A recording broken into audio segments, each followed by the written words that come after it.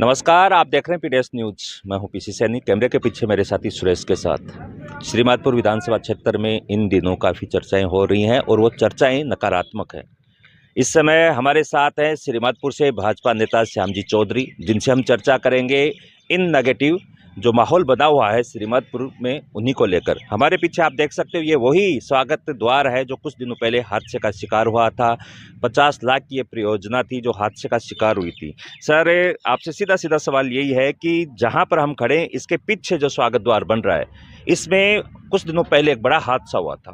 तो इस निर्माण को, इस हादसे को आप किस रूप में देख रहे हैं? देखिए, सबसे पहले तो इस हादसे में जो घायल हुए और जिनका इलाज चल रहा है, मैं भगवान से प्रार्थना करता हूं कि वो जल्दी स्वस्थ होके और अपने घर पे आएँ।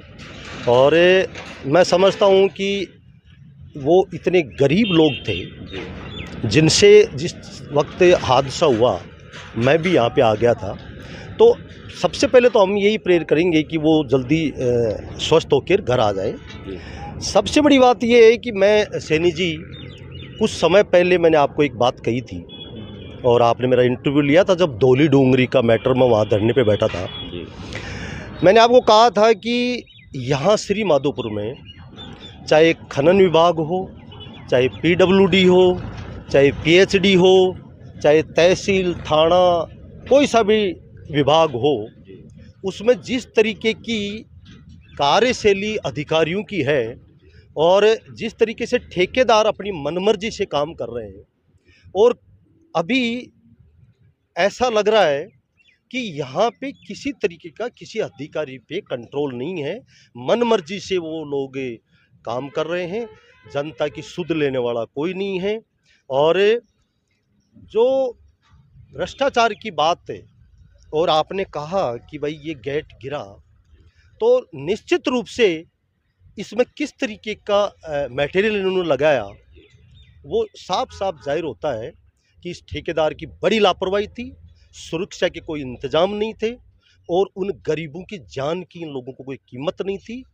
तो ये बहुत दुर्भाग्यपूर्ण घटना घटी। सकराय ग्राम पंचायत में सेंदला सड़क निर्माण रातों रात ही बना और सुबह उखड़ गया। एक भ्रष्टाचार की को लेकर भी सवाल खड़ा हुआ है, उसको आप किस रूप में देख रहे हैं?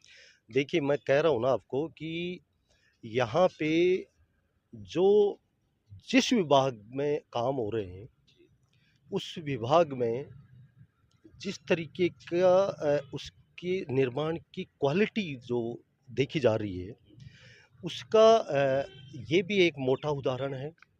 और निश्चित रूप से यहाँ पे जो विकास के काम के नाम पे जो काम हो रहे हैं, उनमें 20% पैसा लग रहा है, 80% इन लोगों की जेब में जा रहा है। तो ये अब किस तरीके से इसमें इन लोगों पे रोक लगेगी, मैं समझता हूँ, मैंने आपको उस दिन कहा था कि जब तक जनता जागरूक नहीं होगी। और इसका उदाहरण मैं धन्यवाद देता हूँ भगवानपुरा के लोगों को कि उन्होंने मौके पे जाकर उसकी क्वालिटी देखी और वहाँ पे जिस तरीके से ठेकेदार ने काम किया, उसके खिलाफ वो लोग खड़े हुए।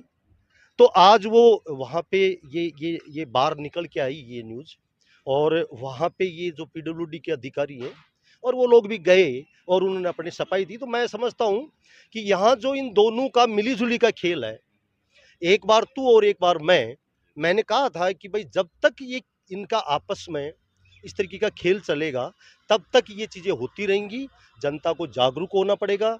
और मैं समझता हूँ कि जब तक आम आदमी इनके खिलाफ आवाज़ नहीं उठाएगा, तब तक इनमें सुधार होने वाला नहीं है।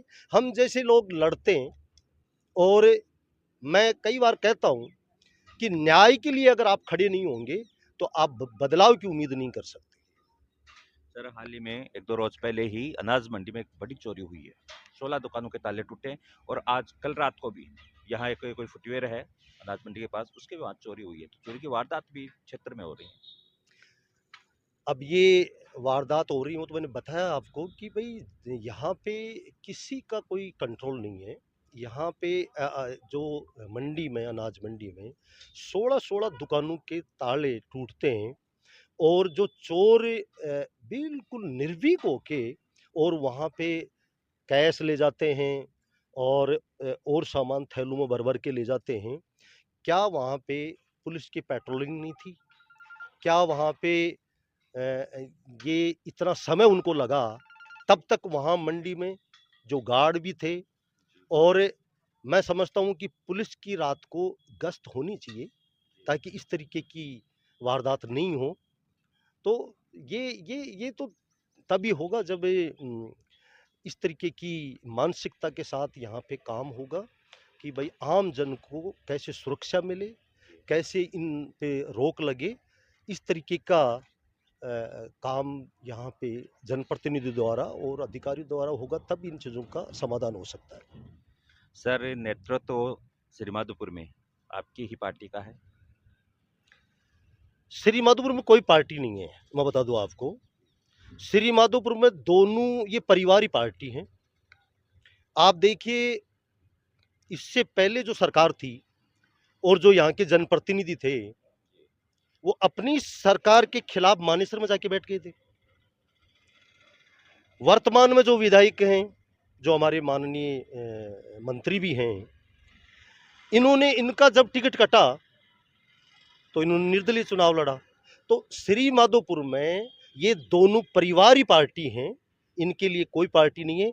पार्टी हम जैसे लोगों के लिए है और आम आम लोगों के लिए पार्टी है। पार्टी हमारी जो काम कर रही है, वो पार्टी तो पूरे राजस्थान में कर रही है और आदरणीय मुख्यमंत्री जी के नेतृत्व में अच्छा काम कर रही है। लेकिन निश्चित रूप से श्रीमाधोपुर में इन दोनों परिवारों की पार्टी है और ये इनका जो एक बार तू और एक बार मैं, जो इनका मिली-जुली का जो इन्होंने सिस्टम बिठा रखा है, उसको जनता जब तक नहीं तोड़ेगी, तब तक आने वाले समय में किसी तरीके का कोई बदलाव होने की कोई संभावना नहीं। शुक्रिया सर, आपने समय दिया। तो श्रीमाधोपुर से भाजपा नेता श्याम जी चौधरी को हमने सुना कुछ मुद्दों के ऊपर। इस खबर में इतना ही। मैं पीसी सैनी, कैमरे के पीछे मेरे साथी सुरेश के साथ। नमस्कार।